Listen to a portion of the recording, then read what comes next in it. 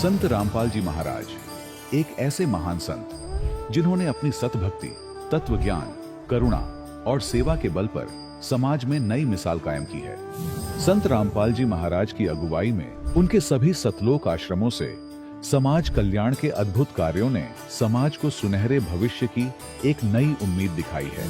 संत रामपाल जी महाराज से नाम दीक्षा लेने के बाद लाखों लोगों की लाइलाज बीमारियां जैसे कैंसर, एड्स आदि ठीक हुई। संत जी के ज्ञान से प्रेरित होकर उनके अनुयायियों ने लाखों यूनिट रक्तदान किया। संत जी ने लाखों बहन बेटियों का दहेज मुक्त विवाह करवाया।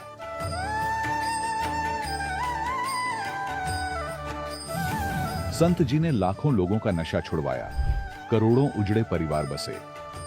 संत जी के आश्रमों में समागम के दौरान निःशुल्क नेत्र चिकित्सा, दंत चिकित्सा प्रदान की जाती है।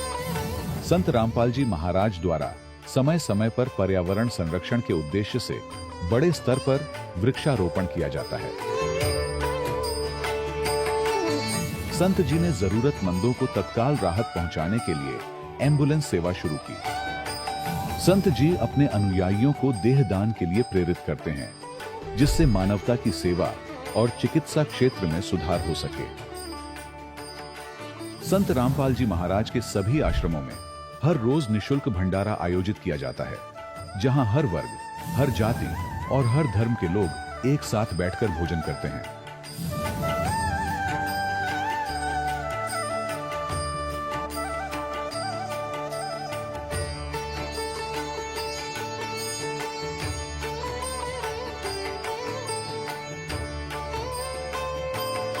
संत रामपाल जी महाराज के आश्रम में हजारों बुजुर्गों को सम्मान और प्यार के साथ जीवन जीने का अवसर मिलता है। उनके खाने, रहने और स्वास्थ्य की पूरी जिम्मेदारी संत रामपाल जी महाराज उठाते हैं।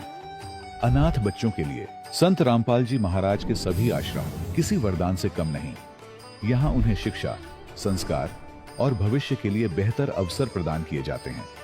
चाहे बाढ़ हो, भूकंप या महामारी, संत रामपाल जी महाराज और उनके अनुयायी हमेशा ही जरूरतमंदों के लिए सबसे आगे खड़े रहते हैं।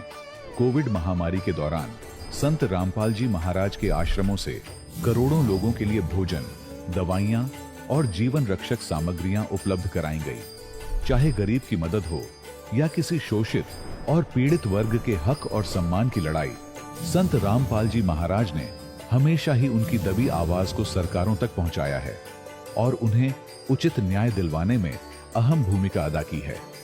समाज में आध्यात्मिक और सामाजिक मूल्यों के प्रति जागरूकता लाने में संत रामपाल जी महाराज हर कदम पर मानवता के सच्चे सेवक साबित हुए हैं।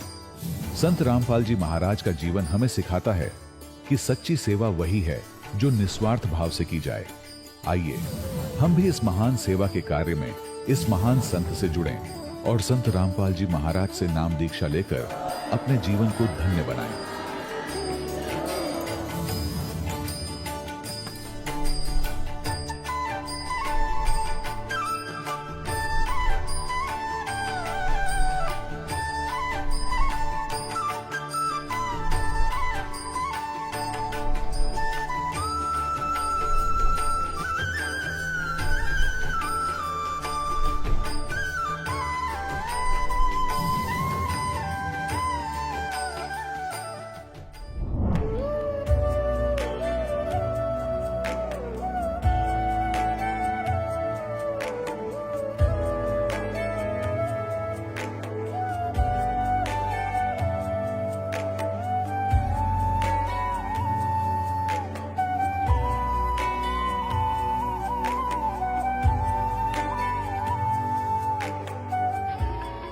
प्रभु राम, देव, भगवान, अल्लाह, खुदा, ईश आदि नाम एक ही शक्ति के हैं।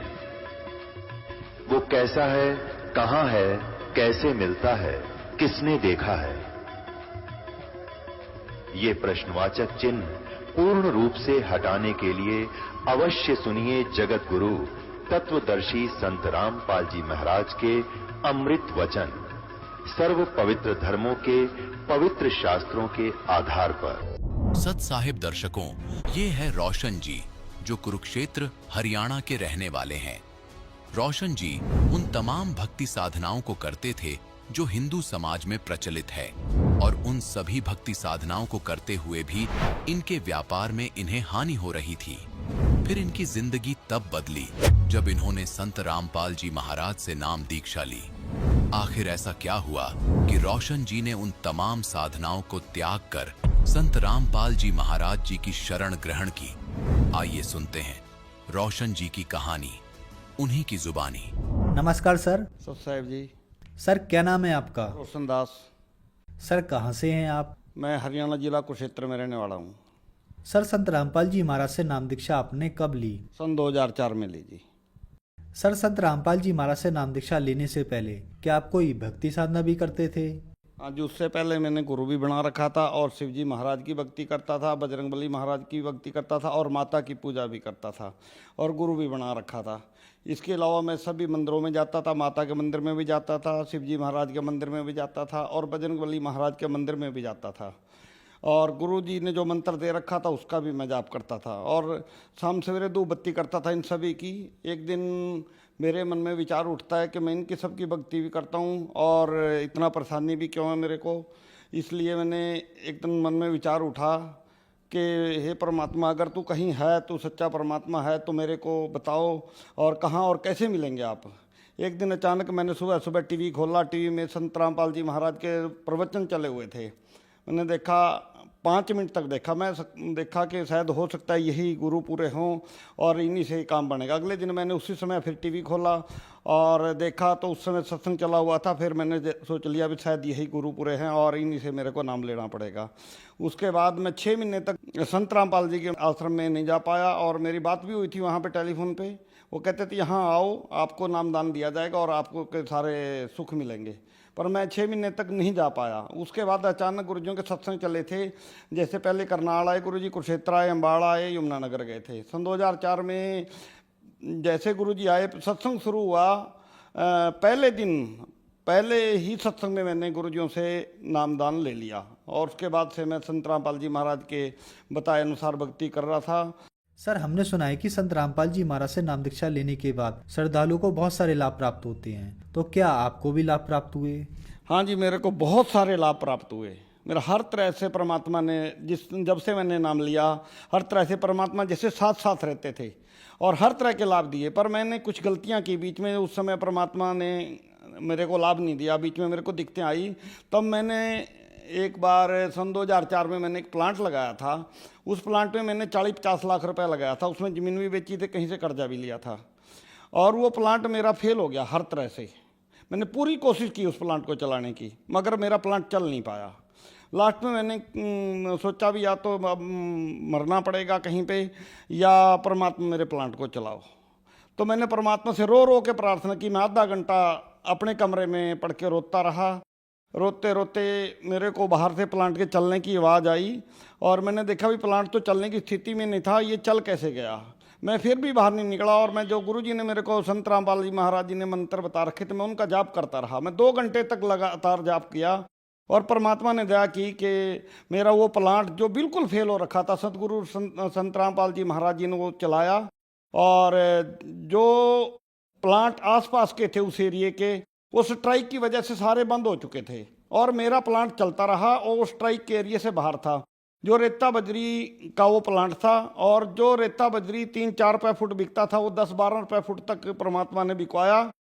और जो पैसा मैंने 4 साल में कमाना था 1 साल में कमा के, और मैंने 1 साल के बाद परमात्मा से प्रार्थना की, परमात्मा मेरा ही प्लांट बिकवा दो। मैंने बहुत पैसा कमा लिया। उसके बाद मैं वो प्लांट बेच दिया, परमात्मा ने बिकवाया, दाता ने।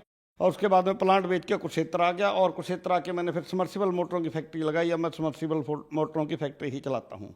सर जैसा कि आपने बताया कि पहले आप पारंपरिक देवी देवताओं की पूजा करते थे, मंदिरों में जाते थे और आपने गुरु भी बना रखे थे, तो यहाँ एक विचारणीय विषय यह है कि पहले जो आप भक्ति साधना करते थे उससे आपको लाभ नहीं मिला और फिर आप संत रामपाल जी महाराज की शरण में आते हैं तो आपको लाभ मिलना शुरू हो जाते हैं। इसके पीछे क्या कारण है? ये सही भक्ति है, ये शास्त्रों के अनुसार भक्ति है। इसलिए यहाँ कोई भी आए सबको ही लाभ मिलेंगे। पूरी पृथ्वी के लोग आ जाएं सबको लाभ मिलेंगे, क्योंकि ये पूर्ण परमात्मा है। और संत रामपाल ही इस समय इस पृथ्वी पे पूर्ण परमात्मा के रूप में, कबीर साहिब के रूप में आए हुए पूर्ण संत हैं। पूर्ण संत भी नहीं कहेंगे, पर मैं तो परमात्मा ही कहूँगा, ये परमात्मा ही खुद आए हुए हैं। सर कहते हैं कि गुरु नहीं बदलना चाहिए, गुरु बदलना पाप है। आपने भी गुरु बदला, तो क्या आपने सही किया? संत रामपाल के अलावा इस पृथ्वी पे कोई गुरु ही नहीं है, मैं तो यही कहूँगा, क्योंकि वो अधूरे गुरु हैं और अधूरा ही ज्ञान देते हैं। उस व्यक्ति से हम अमर नहीं हो सकते। संत रामपाल जी महाराज जी पूरी पृथ्वी के ऊपर पूर्ण संत है, जो गीता के अनुसार आज भक्ति बता रहे हैं। और ओम तत्सत 3 प्रकार के मंत्रों का जाप देने का अधिकारी संत रामपाल जी महाराज हैं, और उसके अलावा कोई संत है ही नहीं। अगर कोई कहता है हम किसी भी नेशनल चैनल के द्वारा उनको कहेंगे संतों को भी आओ बैठो और अपना ज्ञान बताओ, उधर से संत रामपाल जी महाराज का ज्ञान चलाएंगे। अगर वो पूर्ण संत हैं तो अपना ज्ञान चैनल पे पूरी दुनिया देखेगी, पूरे विश्व के लोग देखेंगे। सर बहुत सारे लोग आज आपको टीवी पर देख रहे हैं, उनमें से बहुत सारे लोग परेशान हैं या नशाग्रस्त हैं, उनके लिए आप क्या संदेश देना चाहेंगे? हम सबसे प्रार्थना करेंगे हाथ जोड़ के कि जितनी जल्दी हो सके संत रामपाल जी महाराज की शरण में आएँ और जल्दी से जल्दी नाम लें। और नाम लेने के बाद ही तो पता चलेगा संत रामपाल जी महाराज जी से नाम लेने से क्या लाभ होते हैं। जब तक आप नाम नहीं लोगे, उस ज्ञान को समझोगे नहीं, सुनोगे नहीं, तब तक आपको क्या पता है संत रामपाल जी महाराज से क्या लाभ होते हैं। जब आप नाम लोगे, और मैं गारंटी के साथ, दावे के साथ ये बात कहता हूँ, आपको सर्व सुखदाता ये संत रामपाल जी महाराज पृथ्वी के ऊपर आए। सर्व सुख दाता, सर्व सुख का मतलब होते हैं जैसे परमात्मा बांझ को पुत्र देता है, निर्धन को माया देता है, कोढ़ी को काया ठीक करता है। और याद जैसे कैंसर जैसे रोग भी संत रामपाल जी महाराज की शरण में आने से ठीक हो जाते हैं। और वो पूर्ण संत हैं, और पूर्ण परमात्मा को हो या पूर्ण संत करो, एक ही बात है। सर संत रामपाल जी महाराज से नाम दीक्षा लेने के लिए क्या करना होगा? अन्य बहुत से चैनलों के ऊपर संत रामपाल जी महाराज के सत्संग चल रहे हैं, वहाँ उनके नीचे एक पट्टी चलती है, पट्टी के ऊपर मोबाइल नंबर आते हैं, उन मोबाइल नंबरों के ऊपर फ़ोन करके पता कर सकते हैं अभी कहाँ पे नामदान लेने के लिए कहाँ आना पड़ेगा, और वहाँ जाके आप नामदान ले सकते हैं। धन्यवाद सर। सत साहिब। दर्शकों, अभी आपने सुने संत रामपाल जी महाराज से दीक्षा प्राप्त करके सुखी हुए भक्त के अनुभव। अब देखिए जगत गुरु तत्वदर्शी संत रामपाल जी महाराज के मंगल प्रवचन। अब हम पढ़ेंगे श्रीमद् भगवत गीता अध्याय नंबर 15 के श्लोक नंबर 1 से 4 और 16, 17। इनमें कंसेप्ट क्लियर होगा। देखिएगा, ये 15वां अध्याय, ये आपने पढ़ लिया। प्रथम मंत्र, प्रथम श्लोक, ऊर्ध्व मूलम, जड़ तो ऊपर को, नीचे न शाखा। ये संसार रूपी पीपल का वृक्ष, अविनाशी वृक्ष समझो। छंदासी यस्य प्रणाणी, यानी जड़ें, शाखा, पत्ते आदि इसके विभाग हैं। और ये तम वेद, जो उसको जानता है, स वेदविद। अब देखो यहां है आदि पुरुष परमेश्वर मूल वाले, इन्होंने अधः शाखा का अर्थ गलत किया है, ब्रह्मा रूप मुख्य शाखा कर दिया। नहीं, ये देखो दूसरे श्लोक में 2 बार अधः शब्द है, इसका यहां अर्थ किया इन्होंने। अधः माने नीचे, अधः माने नीचे, स्पष्ट है। अधः माने नीचे, अधः माने नीचे।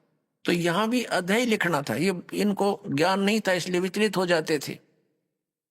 ऊर्ध्व मूलम अधः शाखम, ऊपर न जड़ और नीचे को शाखा वाला। यह संसार रूपी पीपल के वृक्ष को अविनाशी कहते हैं। वेद जिसके पत्ते कहे गए हैं, उस संसार वृक्ष को जो पुरुष, जो व्यक्ति मूल सही तत्व से जानता है, जड़ से लेकर सभी भागों को तत्व से जानता है, सही जानता है, स वेदवित, वह वेद के तात्पर्य को जानने वाला है, अर्थात वो तत्वदर्शी संत है। जिसके विषय में चौथे अध्याय के 34वें श्लोक में कहा कि तत्वदर्शी संत के पास जाकर परमात्म तत्व के ज्ञान को समझ, उसके बाद जो वो कहे उस तरह करने से फिर वो प्राणी कभी लौट कर संसार में नहीं आते, उनकी जन्म मृत्यु सदा के लिए समाप्त हो जाती है। 15वें अध्याय के 1 से लेकर 4 तक का ये सारांश है। आगे क्या बता है कि ये शाखा कौन है? रजगुण ब्रह्मा, सतगुण विष्णु, तमगुण शिव जी। देखिएगा, ये 15वां अध्याय हम पढ़ रहे हैं, हमने 1 श्लोक क्लियर कर लिया। अब दूसरा, इसमें लिखा है कि उस संसार वृक्ष की तीनों गुण रूप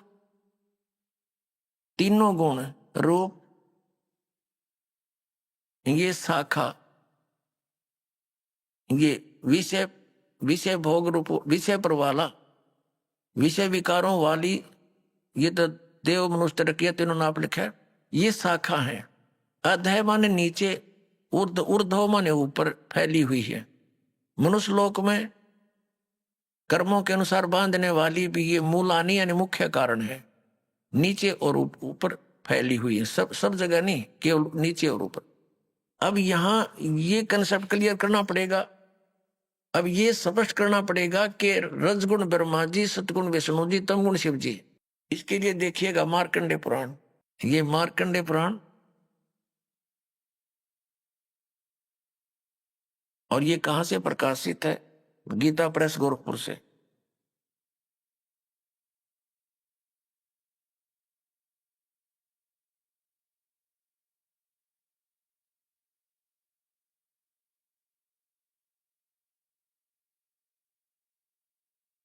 प्रकाशक एवं मुद्रक हैं गीता प्रेस गोरखपुर, गोविंद वन कार्यालय कोलकाता का संस्थान। ये संक्षिप्त मार्कंडेय पुराण पृष्ठ 122 से हम प्रारंभ करेंगे। यहां लिखा है कि मार्कंडेय जी बोले, मार्कंडेय जी ज्ञान दे रहे हैं। अब हम 123 पर आ जाते हैं। 123 पर यहां आ गया, रजोगुण प्रधान ब्रह्मा, तमोगुण प्रधान रुद्र और सतो प्रधान विश्व पालक विष्णु है। यही तीन देवता हैं और यही तीन गुण है। अपने आत्माओं, ये हमारे धर्म गुरु आचार्य शंकराचार्य या मंडलेश्वर, इनमें से कुछ एक तो ठीक बताते हैं। जैसे इनसे कोई प्रश्न करता है कि क्या रजगुण ब्रह्मा, सदगुण विष्णु, तमगुण शिव जी हैं, जो बिल्कुल निष्पक्ष हैं, वो तो सही कह देते हैं कि हाँ बिल्कुल शास्त्रों में ऐसा ही लिखा है। और जो चतुरता दिखाते हैं, अपनी अज्ञानता का प्रतीक देते हैं, वो कहते हैं नहीं, ब्रह्मा विष्णु महेश कोई जड़ थोड़े ही है, और गुण तो जड़ है, लेकिन ये गुणी है, गुण नहीं है, गुणातीत है। बता अकल है इनमें। जैसे मिर्च है और मिर्च का गुण है मुंह जलाना। अब कोई नो कहे क्या मिर्च जो है मुंह जलाती है? वो कहने नहीं, मिर्च मुंह थोड़ा जलाती है, वो तो गुणी है, वो गुणों से रहित है। और मिर्च में गुण तो वही है, मुंह फूकने वाला। तो ऐसे ही ये चतुरता दिखाते हैं, क्योंकि इनका उद्देश्य ही जनता को भ्रमित करके अपना उल्लू सीधा रखना है। इनको जनता से कोई लेना देना नहीं, ऐसे व्यक्तियों को। लेकिन कुछ अच्छे भी हैं जो सच्चाई भी बताते हैं कि शास्त्रों में ऐसा ही लिखा है। शास्त्र आपके रूबरू है और कराते हैं। ये देखिएगा श्रीमद् देवी भागवत हिंदी टीका सहित भाग 1, इसमें संस्कृत भी साथ में है।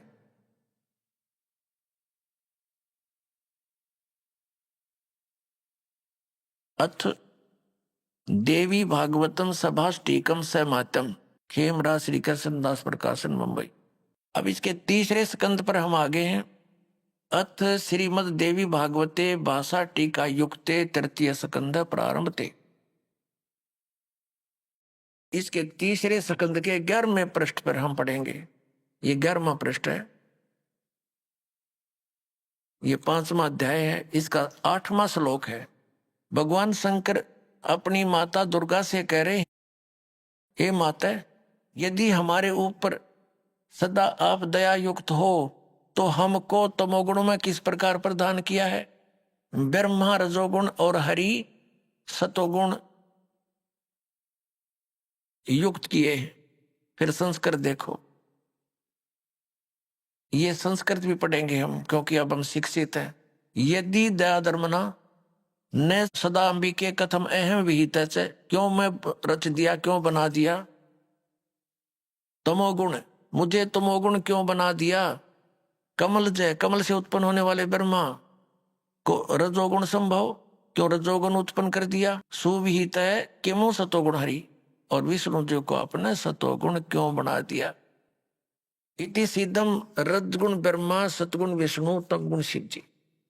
तो परमात्मा कबीर देव जी ने, परमेश्वर ने स्वयं आकर यथार्थ ज्ञान दिया कि अक्षर पुरुष एक पेड़ है और सरपुरुष यानी निरंजन वा की डार, और तीनों देवा रजगुण ब्रह्मा सतगुण विष्णु तमगुण शिव जी, तीनों देवा शाखा हैं। ये पात्र रूप संसार। अब हम गीता अध्याय नंबर 15 के श्लोक 1 से 4 और 16-17 को पढ़ेंगे। अब आसानी से समझ में आ जाएगा, कंसेप्ट क्लियर हो गया। तीनों गुण, रजगुण ब्रह्मा है, सतगुण विष्णु, तमगुण शिव जी। अब देखिए गीता अध्याय नंबर 15 का और श्लोक नंबर हम 2 पढ़ रहे हैं। उस संसार रूपी वृक्ष की तीनों गुण रूप रजगुण ब्रह्मा, सतगुण विष्णु, तमगुण शिव जी, ये विषय पर वाला शाखा, अब संस्कृत भी साथ पढ़ेंगे हम। ये तीनों शाखाएं हैं, विषय भोग तरह का ये शाखाएं, नीचे और ऊपर। अब नीचे और ऊपर कैसे? जैसे ये श्रीमद् भगवत गीता का ज्ञान पृथ्वी लोक पर बोला जा रहा था, नीचे पाताल लोक पर, ऊपर स्वर्ग लोक पर। इन 3 लोकों पर ही इन ब्रह्मा जी, विष्णु जी और शिव जी का आधिपत्य है। यहां तक इनकी एक एक विभागीय मंत्री समझो, ये इन 3 लोकों पर, ऊपर स्वर्ग में, नीचे पाताल तक इसकी इनकी रेंज है, इनकी जो है ना प्रभुता है, इनकी सीमा है, सर्वत्र नहीं। ये देखिए नीचे और ऊपर, सर्वत्र नहीं, ऊपर फैली हुई है मनुष्य लोक में, और कर्मों के अनुसार बांधने वाली भी यही मुख्य कारण है। नीचे और ऊपर ये व्याप्त है। अब तीसरे में क्या बताया है कि इस संसार वृक्ष का, अब गीता ज्ञान दाता ये ब्रह्म है, गीता ज्ञान दाता ब्रह्म है, श्री कृष्ण जी में बोल रहा प्रवेश करके। और ये क्या बताता है कि संसार रूपी वृक्ष की जो मैं जानकारी इस अध्यात्म ज्ञान में दे रहा हूं, गीता जी के डिस्कशन में, तेरी मेरी चर्चा में मैं कंप्लीट नहीं बता पाऊंगा, क्योंकि मुझे इसका पूर्ण ज्ञान नहीं है। देखना अध्याय नंबर 15 का श्लोक 3 पढ़ रहे हैं। इस संसार वृक्ष का स्वरूप जैसा कहा है वैसा यहां विचार काल में, तेरे मेरी चर्चा में, गीता जी के डिस्कशन में नहीं पाया जाता। यानी मैं नहीं जानता इस पूरे संसार के आदि और अंत को, संसार रूपी वृक्ष के यानी सब ब्रह्मांडों के बारे में नहीं कंप्लीट जानता, क्योंकि न तो इसका आदि है और न अंत, और तथा न इसकी अच्छी प्रकार से स्थिति है। इसलिए इस सुविरुद्ध मूलम यानी जड़ जो है वो परमात्मा है, वो अविनाशी है, उसका लोक भी अविनाशी है। अति दृढ़ मूल वाले यानी इस अविनाशी मूल वाले संसार रूपी पीपल के वृक्ष को, दृढ़ माने दृढ़, असंग शस्त्रियन का अर्थ इन्होंने कर दिया वैराग रूप शस्त्र द्वारा नहीं, तत्व ज्ञान रूपी शस्त्र द्वारा काट कर, यानी अच्छी तरह समझकर। अब चौथे में क्या कहा है, 15वें अध्याय का 4था श्लोक।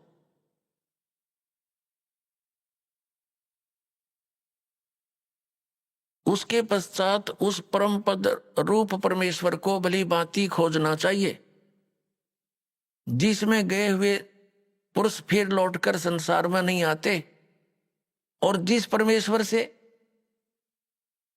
इस पुरातन संसार रूपी वृक्ष की प्रवृत्ति विस्तार को प्राप्त हुई है, उसी आदि पुरुष नारायण यानी परम अक्षर ब्रह्म की शरण में मैं हूं। इस प्रकार दृढ़ निश्चय करके उस परमेश्वर का ही मनन और निधि ध्यान करना चाहिए। अब इसमें क्या स्पष्ट हो गया कि गीता ज्ञान दाता कहता है कि मैं कंप्लीट नॉलेज नहीं रखता, और तत्वदर्शी संतों के पास जाकर उनको समझ, उसके पश्चात परमेश्वर के उस परम पद की खोज करनी चाहिए, जहां जाने के बाद साधक लौटकर फिर कभी संसार में नहीं आते, यानी उनका पूर्ण मोक्ष होता। गीता ज्ञान दाता अपनी स्थिति स्पष्ट करते हुए गीता अध्याय नंबर 2 के श्लोक 12 में, गीता जी अध्याय नंबर 4 के श्लोक 5 और 9 में, गीता अध्याय नंबर 10 के श्लोक नंबर 2 में स्पष्ट करता है कि अर्जुन तेरे और मेरे बहुत जन्म हो चुके हैं, तू नहीं जानता मैं जानता। इससे सिद्ध है कि ये तो नासवान है, स्पष्ट हुआ। और ये भी स्पष्ट हुआ कि ब्रह्म है जो गीता जी बोल रहा, श्री कृष्ण जी में इसका ओम नाम है, ओम नाम के जाप से ब्रह्मलोक प्राप्ति होती है। ब्रह्मलोक में गए हुए प्राणी भी जन्म मृत्यु में ही रहते हैं, तो ये ब्रह्म की साधना से भी मोक्ष प्राप्त नहीं हो सकता, वो स्थान प्राप्त नहीं हो सकता जहां जाने के बाद साधक कभी लौटकर संसार में नहीं आते। वो कौन है? वो परम अक्षर ब्रह्म की साधना करने से। जैसे गीता जी अध्याय नंबर 4 के श्लोक नंबर 25 से लेकर 30 तक गीता ज्ञानदाता ने कहा है, कोई तो देवताओं की पूजा करता है, कोई केवल तीक्ष्ण व्रत रखता है, जैसे इन अहिंसावादी व्रत रखता है, जैसे मुंह पर पट्टी बांध कर नंगे पैरों घूमना, और कुछ स्वाध्याय ही करते हैं, जैसे गीता जी का नित्य पाठ कर लेना, वेदों का अध्ययन करते रहना। कोई प्राणायाम करता है, कोई केवल हवन यज्ञ ही करते हैं, और सभी अपनी साधनाओं को पापनाशक जानते हैं। यदि उनको ये पता चल जाए कि ये पापनाशक नहीं है तो सब कोई ना करे उनको। ये साधक उसी समय तक उस साधना को कर रहा है, जब कोई इसका पता नहीं कि सही नहीं है तब छोड़ देगा उसी दिन। तो इसके लिए बताया कि चौथे अध्याय के 32वें श्लोक में कि इस प्रकार की जो 25 से लेकर और 30 तक जिन श्लोकों में जानकारी दी है, इस प्रकार की बहुत सारे धार्मिक यज्ञों की, धार्मिक अनुष्ठानों की जानकारी सच्चिदानंद घन ब्रह्म की वाणी में विस्तार से कही गई है। अब सच्चिदानंद ब्रह्म की वाणी, क्योंकि वो परमात्मा सतलोक से चलकर आता है, अपने मुख कमल से उपदेश देता है, ज्ञान सुनाता है, वो सूक्ष्म वेद होता है, वो तत्व ज्ञान होता है। तो वो तत्व ज्ञान है, उसके अंदर बहुत विस्तार के साथ ये अध्यात्म मार्ग बताया गया है, अध्यात्म ज्ञान कहा गया है। अब देखिएगा अध्याय नंबर 4 पर ले चलते हैं आपको पहले थोड़ा सा। श्रीमद् भगवद गीता अध्याय नंबर 4 और श्लोक नंबर 25 में दूसरे योगीजन देवताओं का पूजन रूप यज्ञ मन धार्मिक अनुष्ठान भली भांति किया करते हैं, पर उपासते यानी पूजन करते हैं, और अन्य योगीजन ब्रह्म साधना करते हैं, इसका यह अर्थ है। और 26 में कहा कि अन्य योगीजन सरोत्र आदि समस्त इंद्रियों को संयम रूप अग्नि में हवन किया करते हैं, दूसरे शब्द आदि करते रहते हैं। ये समस्त विषयों को इंद्रिय रूप यज्ञ अग्नि में हवन किया करते हैं। 27 में लिखा है कि दूसरे योगीजन इंद्रियों की संपूर्ण क्रियाओं और प्राणों की समस्त क्रियाओं को ज्ञान से प्रकाशित आत्म संयम रूप अग्नि में हवन किया करते हैं, यानी कुछ तो अपने इंद्रियों को ही संयम करने में लगे रहते हैं। 28 में कहा है कि कई पुरुष द्रव्य संबंधी यज्ञ करते हैं, यानी कि तब भंडारे कर दिए, कांबड़ बांट दिए हैं, कोई मंदिर बनवा दिया, इस तरह करते रहते हैं, और कुछ तपस्या करते रहते हैं। तो कहने का भाव ये है कि अब हम 32 पर आते हैं, अपने मतलब की बात लेते हैं। ये गीता अध्याय नंबर 4 के श्लोक नंबर 32 में क्या कहा है? इसमें क्या है कि एवं बहुविधा यज्ञा वितता ब्रह्मणे मुखे, ये ब्रह्मणे शब्द लिखा है, यह इन्होंने अनुवाद गलत कर दिया।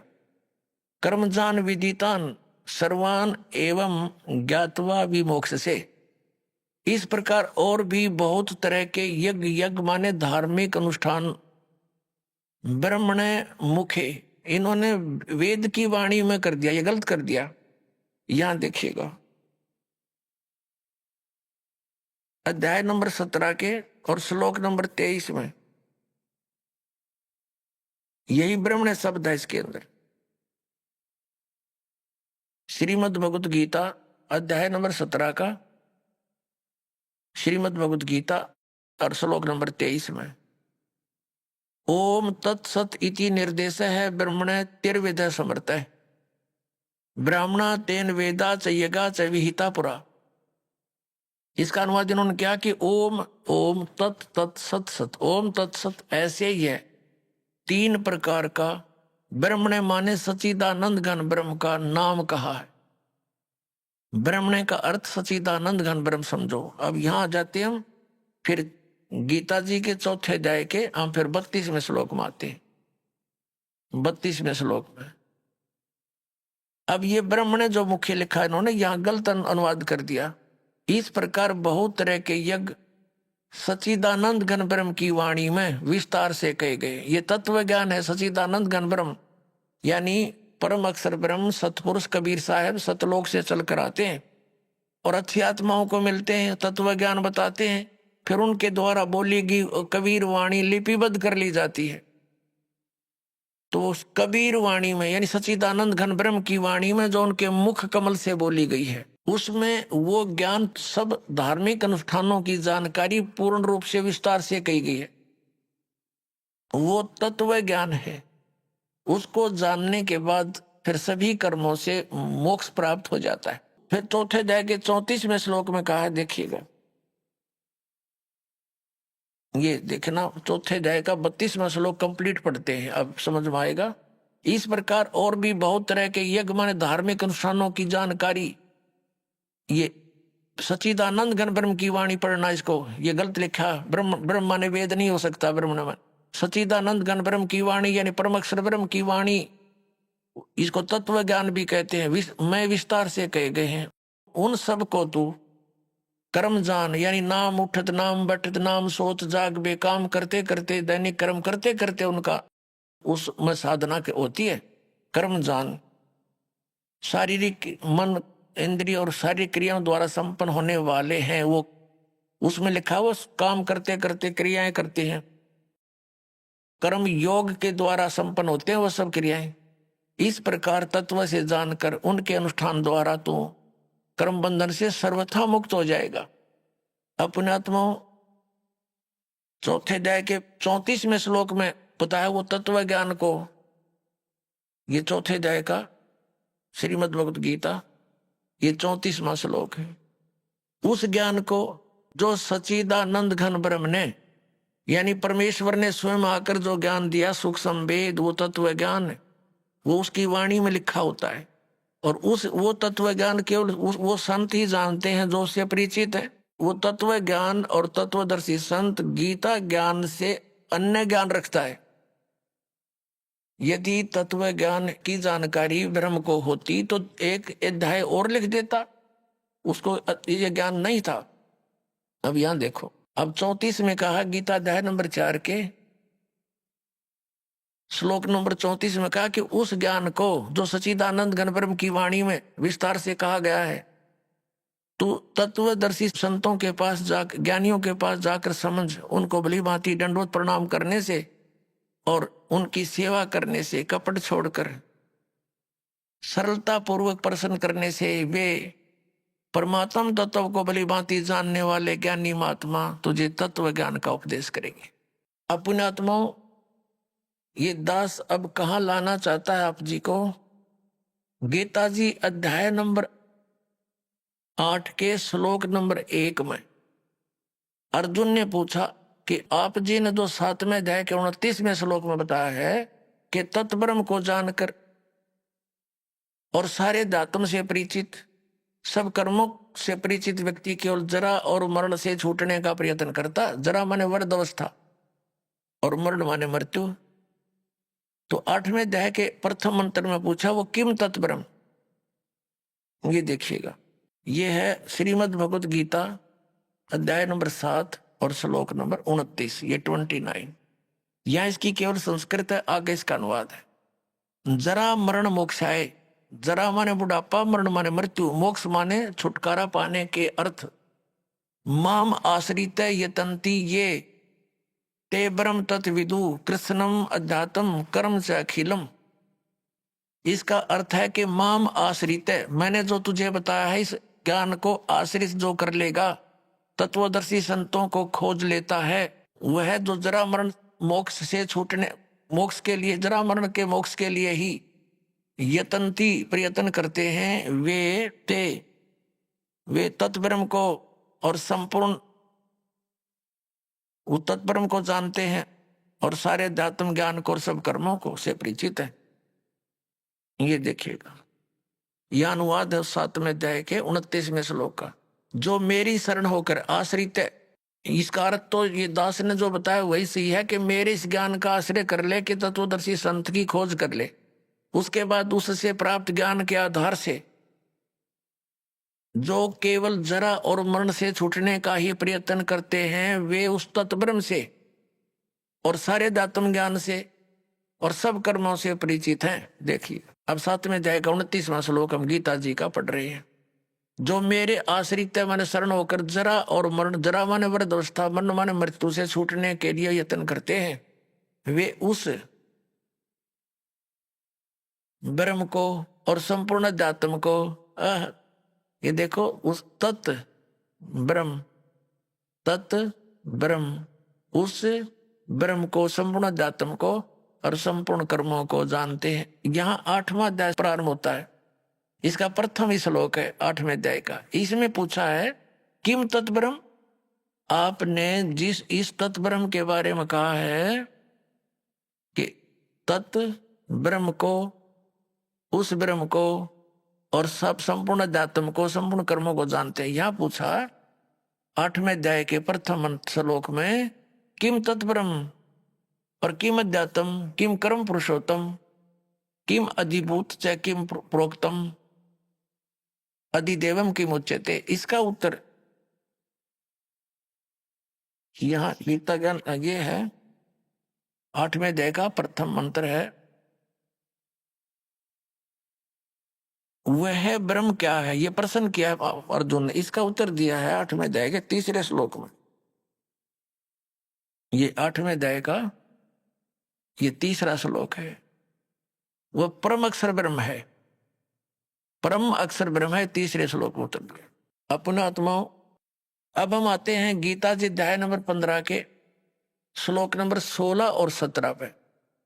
इससे सारा कंसेप्ट जो दास करना चाहा था क्लियर हो जाएगा। ये देखिएगा 15वें अध्याय का ये गीता अध्याय नंबर 15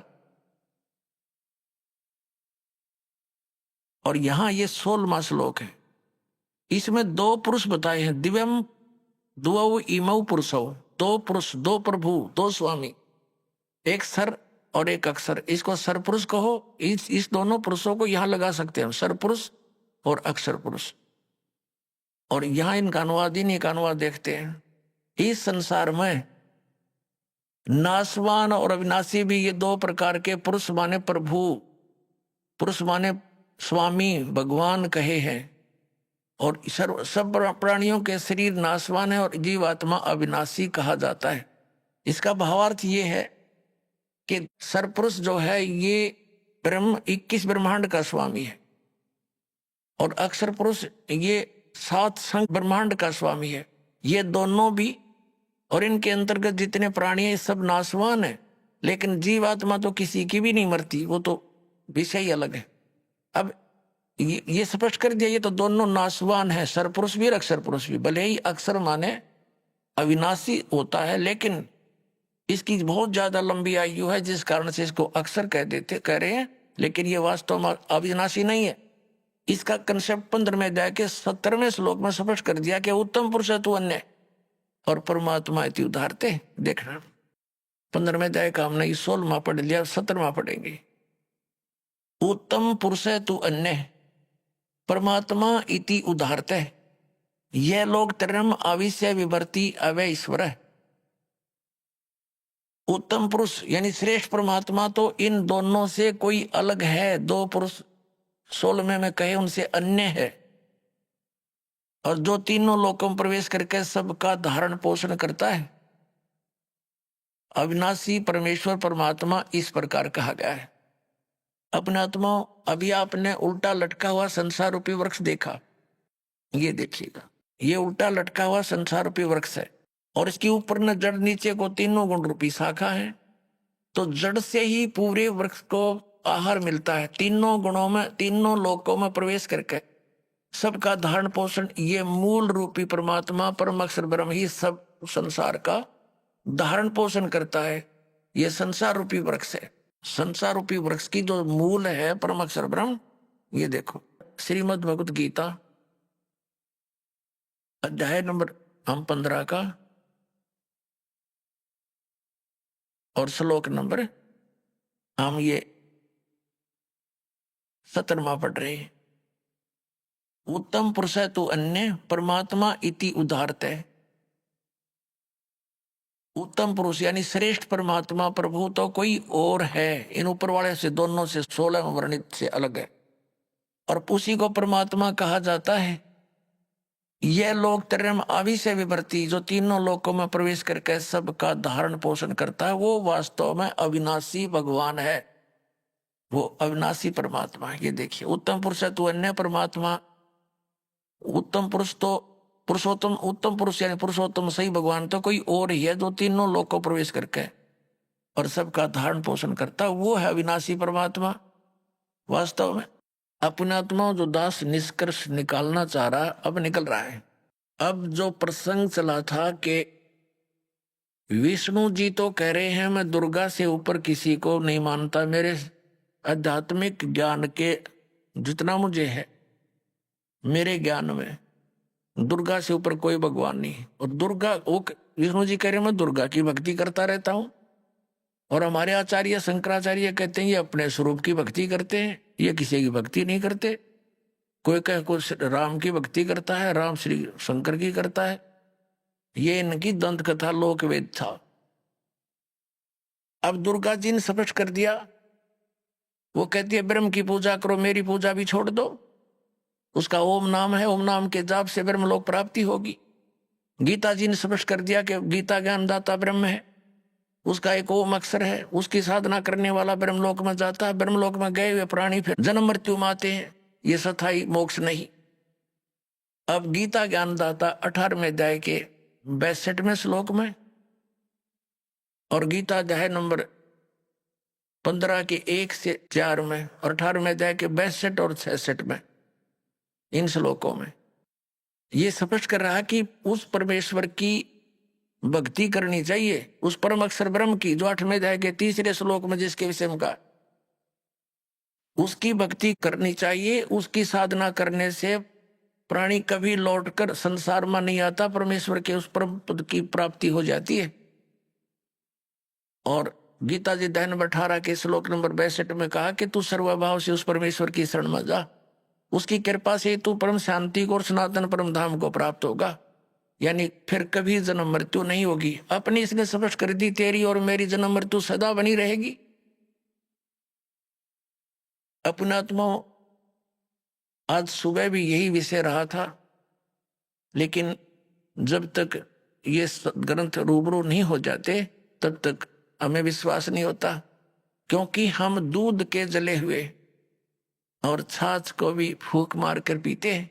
तो दास चाहता कि आपको इतना दृढ़ कर दूं कि आप सदग्रंथों को देखकर बिल्कुल पक्के हो जाओ और फिर त्याग दोगे उन नकली गुरुओं, आचार्यों और शंकराचार्यों को और अपना कल्याण कराओगे। अब देखिएगा, श्री मद् भगवत गीता अध्याय नंबर 8 के श्लोक नंबर 3 में स्पष्ट हो गया कि वो परम अक्षर ब्रह्म है। श्रीमद् भगवत गीता अध्याय नंबर 15 के श्लोक नंबर 1 से 4 और 16-17 में स्पष्ट हो गया कि ऊपर को जड़ तो पूर्ण परमात्मा है, अक्षर पुरुष उसका तना है, सरपुरुष डार है, तीनों गुण रजगुण ब्रह्मा सदगुण विष्णु तम गुण शिव जी, ये संसार रूपी वृक्ष की शाखा है। और ये भी स्पष्ट हो गया कि सबका धारण पोषण करने वाला और वास्तव में विनाशी परमात्मा परम अक्षर पुरुष है, परम अक्षर ब्रह्म है। अब गीता अध्याय नंबर 8 के श्लोक नंबर 5 में और 7 में गीता ज्ञानदाता अपनी साधना के लिए कहता मेरी भक्ति कर।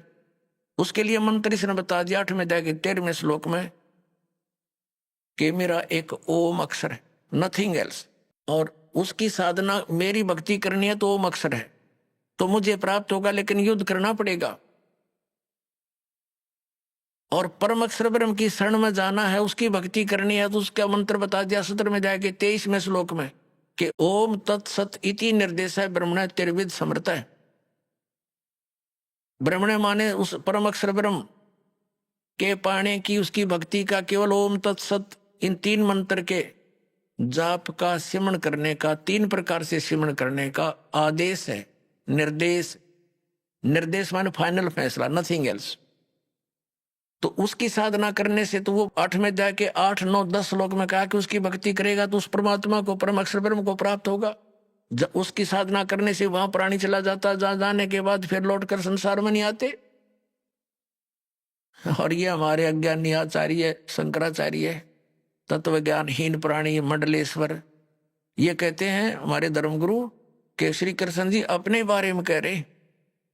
हर इसमें कंसेप्ट क्लियर कर रखा है, दो परमात्मा नारे नारे, तीन बोले हैं, तीन बताए हैं, लेकिन दो का ही अधिक रोल है, क्योंकि हम सरपुरुष के लोक में रहते हैं और परम अक्षर ब्रह्म के लोक में हमने जाना है।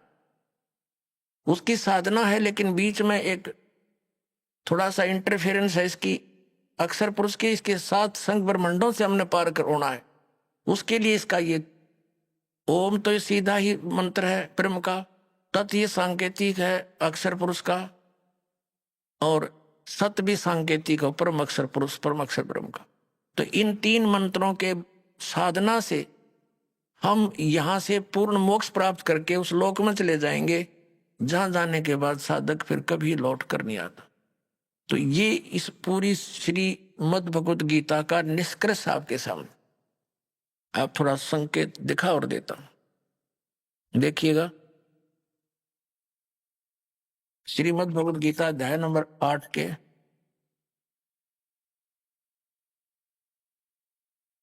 गीता अध्याय नंबर 8 का हमने यहां तक पढ़ लिया था कि वो परम अक्षर ब्रह्म है। ये तीसरे श्लोक में वह परम अक्षर ब्रह्म है जो गीता ज्ञान दाता से अन्य है। और यहां गीता ज्ञान दाता कहता है 8वें अध्याय के और ये 5वें श्लोक में,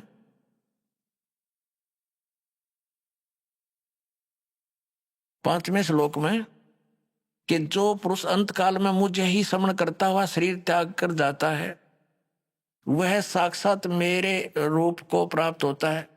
साक्षात रूप नहीं, मद भावम याति, मेरे वाले भाव में को प्राप्त होता है, इसमें कोई संशय नहीं। अब 7वें श्लोक में क्या कहा 8वें अध्याय के में,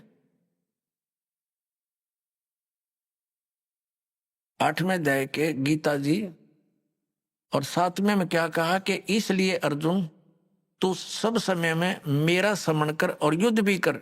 युद्ध तो करना पड़ेगा, मेरी शरण में रहेगा तो, और मुझ में अर्पण किए हुए मन बुद्धि से युक्त होकर निसंदेह मुझे ही प्राप्त होगा। अब 8वें में और 9वें में ये स्पष्ट कर दिया है। अभी आपने सुने संत रामपाल जी महाराज के मंगल प्रवचन। आइए अब सुनते हैं संत रामपाल जी महाराज से नाम दीक्षा लेकर सतभक्ति करके अद्भुत लाभ प्राप्त करने वाले अनुयायी के विचार। दर्शकों, यदि आप नरेला दिल्ली के निवासी कमल किशोर जी की कहानी सुनेंगे तो आपको अपनी पारंपरिक भक्ति साधना पर संदेह होने लगेगा, क्योंकि पारंपरिक भक्ति साधना करते हुए भी कमल जी को अनेकों कष्ट हुए। कमल जी साईं बाबा को इष्ट रूप में पूजते थे। इतनी भक्ति साधना करते हुए भी इन्हें बवासीर जैसी गंभीर बीमारी थी, जिसके इलाज के लिए ये बड़े से बड़े डॉक्टर के पास जा चुके थे। जब विज्ञान से समाधान होते हुए नजर नहीं आया तो इन्होंने माता वैष्णो देवी के मंदिर का दरवाजा खटखटाया, लेकिन अफसोस वहां से भी इन्हें राहत नहीं मिली। कमल जी का कहना है कि इन्हें राहत तब मिली जब इन्होंने संत रामपाल जी महाराज की शरण ग्रहण की। आज ये दुनिया को बता रहे हैं कि संत रामपाल जी महाराज ही पूर्ण संत हैं। आइए जानते हैं कि कमल जी ऐसा क्यों कह रहे हैं। सुनते हैं कमल जी की कहानी उन्हीं की जुबानी। सर नमस्कार। नमस्कार जी। क्या नाम है जी आपका? मेरा नाम कमल किशोर है सर। कमल जी कहाँ से आए आप? मैं नरेला दिल्ली का रहने वाला हूँ। सर आपसे जानना चाहेंगे संत रामपाल जी महाराज जी की शरण में आने से पहले आप क्या भक्ति साधना करते थे? भक्ति साधना सर जी यही करते हैं, जैसे घर के देवी देवताओं की पूजा करना, मंदिरों में जाना, तीर्थ स्थानों पर जाना। मैं साईं बाबा को ज़्यादा इष्ट मानता था।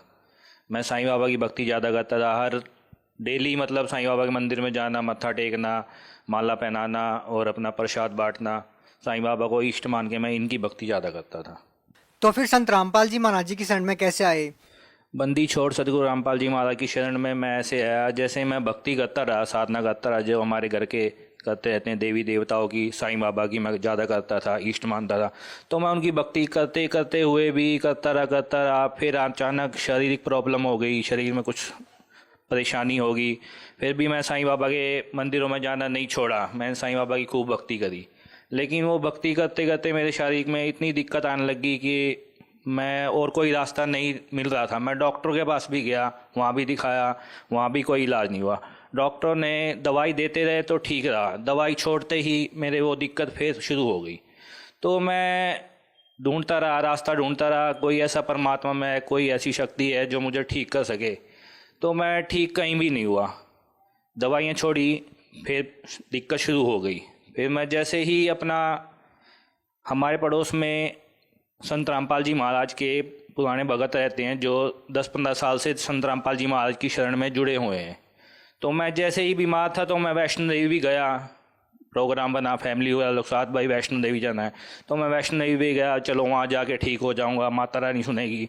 हम पैदल चढ़ते गए, पैदल चढ़ाई करी, पैदल उतरे, बहुत परेशानी हुई। लेकिन घर पे आके जैसे मैं प्रसाद लाया वैष्णो देवी का, जो अपना प्रसाद होता है अखरोट वगैरह का, वो मैं लाया, हम अपने पड़ोस में देने गया। वो पड़ोस में देने गया तो संत रामपाल जी महाराज की दोपहर की रामायणी चल रही थी, तो मैं सुन रहा था, मेरे को बहुत अच्छी लगी। तो जैसे ही मैं उनके घर प्रसाद देने गया, उन्होंने कहा भाई बैठो, कहाँ से आए हो? मैं वैष्णो देवी गया था, माता रानी गया, तो मैं आपको प्रसाद देने आया हूँ। तो वो बोले जी हम प्रसाद नहीं लेते हैं। मैं जी ऐसे कौन से गुरु जी हैं जो प्रसाद ही मना करते हैं देवी देवताओं का? तो उन्होंने कहा जी हम प्रसाद नहीं लेते हैं। तो बोले भाई आप किसको मानते हो? मैं तो वैष्णो देवी गया था, मैं तो साईं बाबा को मानता हूँ, लेकिन मैं वैष्णो देवी गया था। तो बोले जी वैष्णो देवी शेरावाली का है। मैंने कहा हाँ जी। कहते हैं जी शेरावाली का पति कौन है? तो मेरे को एकदम अचंभा लगा, भाई शेरावाली का ही पति कोई है? तो उन्होंने कहा जी हाँ शेरावाली का पति है, इसलिए वो 16 श्रृंगार करती है। मैं चलो जी, मेरे को तो ध्यान नहीं, शेरावाली का तो कोई पति नहीं है जी, इनको सब माता माता कहते हैं, भाई ये जगत की माता है, भाई ये माता ही है, शेरावाली का पति कौन है? लेकिन मुझे वो उसका जवाब नहीं मिला। तो मैं प्रसाद देने लगा, उन्होंने कहा नहीं हम प्रसाद नहीं लेंगे। तो फिर मुझे जैसे दिक्कत थी, तो उन्होंने कहा भाई तुझे क्या प्रॉब्लम है? तेरा शरीर पहले तू बहुत काफ़ी तगड़ा था, तेरा शरीर भी अच्छा था, क्या होता जा रहा है, कमज़ोर होता जा रहा है। तो मैंने उनको अपनी बात बताई, मुझे ऐसे ऐसे दिक्कत है शारीरिक। तो मैं वैष्णो देवी गया, डॉक्टर को भी दिखाया, वैष्णो देवी गया, लेकिन मैं ठीक नहीं हो रहा हूँ।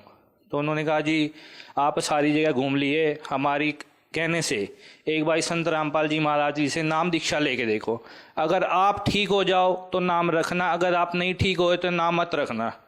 मैं जी ऐसे कौन से संत है? बहुत गुरुओं के मैंने एक ज्ञान सुना था टीवी पे, भाई कोई कृष्ण जी के बारे में बता रहा है, कोई राम कथा सुना रहा है, कोई हनुमान जी की कथा सुना रहा है। भाई ये कौन से संत है जो भगवानों से हटकर कबीर साहब को भगवान मानते हैं? हम तो 6ठी 7वीं में पढ़ते जब सोचे थे भाई कबीर साहब के दोहे सौ सुने थे हमने, भाई कबीर जी एक कवि थे, लेकिन हमारे को संत रामपाल जी महाराज की शरण में आने के बाद लगा कबीर साहब ही पूर्ण परमात्मा है, सबके मालिक जो एक हैं वो ही कबीर साहब ही है।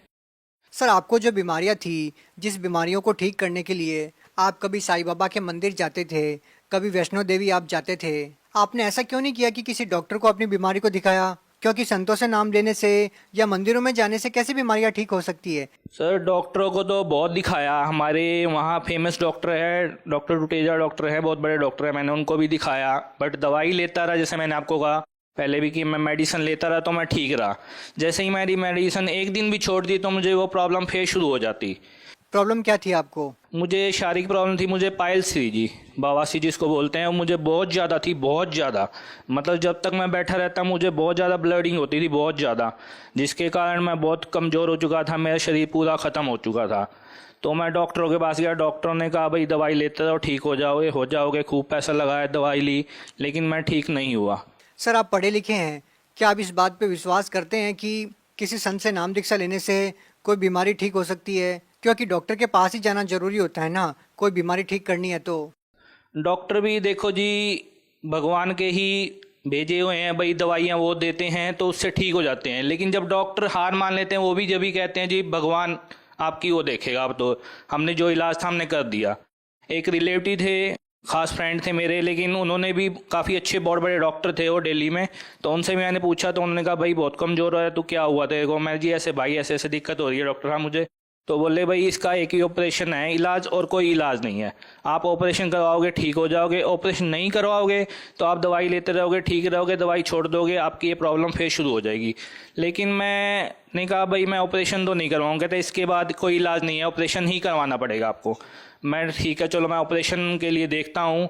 फिर जैसे ही मैं भगत जी के जो पुराने भगत थे संत रामपाल जी महाराज के चरणों में जुड़े हुए थे 15-20 साल से, तो मैं उनके घर प्रसाद देने गया, तो उन्होंने कहा आप हमारे गुरुजी से नाम लेके देखो आप, फिर आप बताना भाई क्या लाभ हुआ है, क्या आपको हानि हुई है। हानि कुछ भी नहीं होगी, लाभ ही लाभ होगा। तो फिर क्या रहा सर? जैसे ही मैं संत रामपाल जी महाराज से नाम दीक्षा लेने गया तो मैं नाम दीक्षा ली। नाम दीक्षा लेते ही मैंने दंडवत गुरु जी के आके जैसे उन्होंने करा तो मैंने भी वैसे ही करा। मैंने नाम दीक्षा ली तो बोले नियम समझाए, देव देवताओं की भक्ति नहीं करनी और ये श्राद्ध वगैरह नहीं करना। मैं चलो जी नियम सारे पुगा लूँगा, जो मैं पहले नियम करता था उनमें कौन सा मैं सुख पा गया। मेरे शरीर में जो दिक्कत हुई किसी ने नहीं सुना। मैंने खूब मंदिरों मस्जिदों में गया, हर जगह गया, साईं बाबा के मंदिर भी गया, तीर्थ बत्तों स्थानों पर भी गया मैं, लेकिन कुछ नहीं हुआ। लेकिन जब संत रामपाल जी महाराज से नाम दीक्षा ली मैंने 2 दिन के अंदर मात्र मैं बिल्कुल ओके हो गया जी। मुझे कोई दिक्कत नहीं हुई, कोई परेशानी नहीं। कितना टाइम हो गया आपको जो अपनी बीमारी थी उसकी दवाई नहीं ली आपने? मेरे को सर कम से कम 2.5 साल हो गए। मैं 3 साल से संत रामपाल जी महाराज की शरण में आया हूँ। अप्रैल 2017 में मैंने नाम दीक्षा ली, उसके 3 दिन बाद ही मैं बिल्कुल ओके होने लगा हूँ जी। आज बिल्कुल मैं ठीक हूँ। मुझे 2.5-3 साल हो गए। मैं बिल्कुल बंदी छोड़ सतगुरु रामपाल जी महाराज की शरण में लगा हुआ हूँ और मैं बिल्कुल ठीक हूँ। और क्या लाभ मिले सर?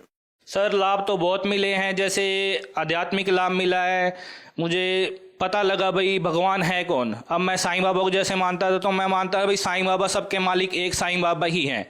लेकिन जब हम संत रामपाल जी महाराज की शरण में हमने उन गुरु जी ने हमारे को वेदों को पुराणों को खोल के दिखाया, गुरु ग्रंथ साहिब को, कुरान शरीफ को, बाइबल को, गीता खोल के दिखा भाई सबका मालिक एक कबीर परमात्मा है, पूर्ण ब्रह्म यही है सारी सृष्टि की रचना। उनका प्रमाण सारे सदग्रंथों में, सभी धर्मों के सदग्रंथों में खोल के दिखाया भाई ये परमात्मा है। जब ही मैंने माना हाँ संत रामपाल जी महाराज बिल्कुल ठीक कर रहे हैं। संत रामपाल जी महाराज ने सारे वेदों खोल के उंगली रख रख के पृष्ठ दिखाए, अध्याय दिखाए, देखो ये लिखा हुआ है, ये कबीर भगवान है, ये कबीर अल्लाह है, कबीर खुदा है, कबीर गॉड है। तो जब भी मैंने माना संत रामपाल जी महाराज ने सत्य साबित कर दिया भाई सबका मालिक जो एक है वो कबीर साहेब ही है। और लाभ बहुत मिले जी। जैसे मैंने अपना 2 व्हीकल ले रखा था तो मैंने किस्त मेरी आनी थी 2 तारीख को, तो मैंने 28 तारीख को बैंक में बैलेंस चेक करा, 4,500 रुपये थे। किस्त मेरी आनी थी 2800 रुपये, तो मैंने उसमें से 3,000 रुपये निकाल लिए सर। तो कुछ बैलेंस कम हो गया। मैं चलो कोई बात नहीं, अभी 3-4 दिन है, मैं बैलेंस और डलवा दूंगा। अभी जो काम मेरे के लिए मैंने बैलेंस निकाला है तो मैं उसको पहले काम कर लेता हूँ, फिर किस्त दिलवाऊंगा बाकी। फिर मैंने एक दिन बीत गया, दूसरे दिन मुझे याद आई वो 2 तारीख आने वाली है, मेरी किस्त आने वाली है, मैं अपने बैंक में बैलेंस जमा करवाऊँ। तो मैं जैसे ही कैश जमा करवाने गया बैंक में तो बैंक बंद था, किसी वजह से 3-4 दिन की छुट्टी थी, बैंक बंद था।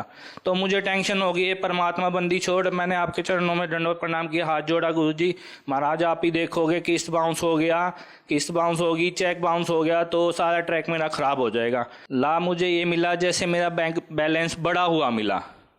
जैसे ही मेरा बैलेंस लो था फिर मैं जैसे गुरुजी के आके हाथ जोड़े, गुरुजी परमात्मा ने एकदम मन के अंदर प्रेरणा करी, बेटा अपना बैंक बैलेंस चेक करो एक बार एटीएम से। मैंने जैसे एटीएम से अपना बैलेंस चेक करा तो मेरा बैलेंस बढ़ा हुआ मिला। जहाँ मेरा बैलेंस 1000 रुपये होना चाहिए था, जो मैंने पहले देखा था 1000 रुपये करीब था, लेकिन जहाँ मैंने दोबारा चेक करा तो मेरा बैंक बैलेंस 4000 रुपये हो गया। बंदी छोड़ सतगुरु रामपाल जी महाराज की इतनी दया हुई।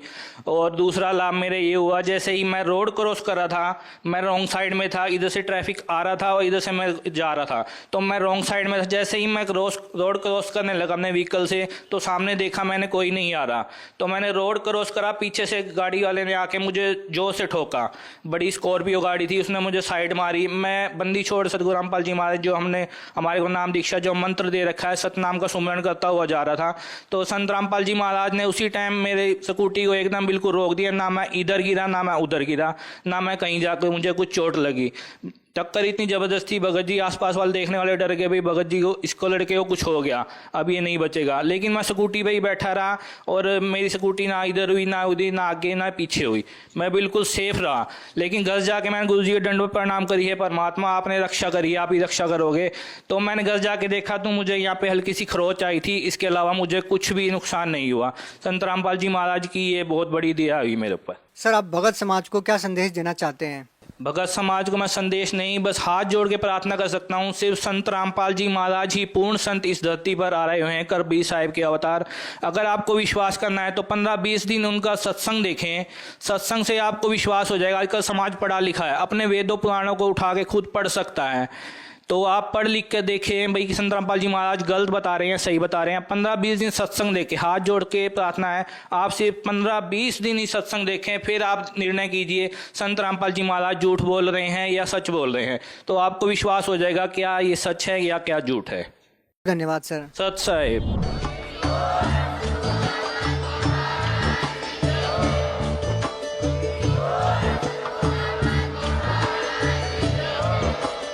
आप सुन सुन रहे थे जगत गुरु तत्वदर्शी संत रामपाल जी महाराज जी के मंगल प्रवचन। अधिक जानकारी के लिए विजिट कीजिए हमारी वेबसाइट www.jagatgururampalji.org। संत रामपाल जी महाराज जी के शुभ आशीर्वाद से पूरे विश्व भर में 500 से भी ज्यादा नाम दीक्षा केंद्र हैं, जिन पर संत रामपाल जी महाराज जी द्वारा ऑनलाइन निशुल्क नाम दीक्षा दी जा रही है। अपने नजदीकी नाम दीक्षा केंद्र का पता करने के लिए संपर्क करें 8222880541।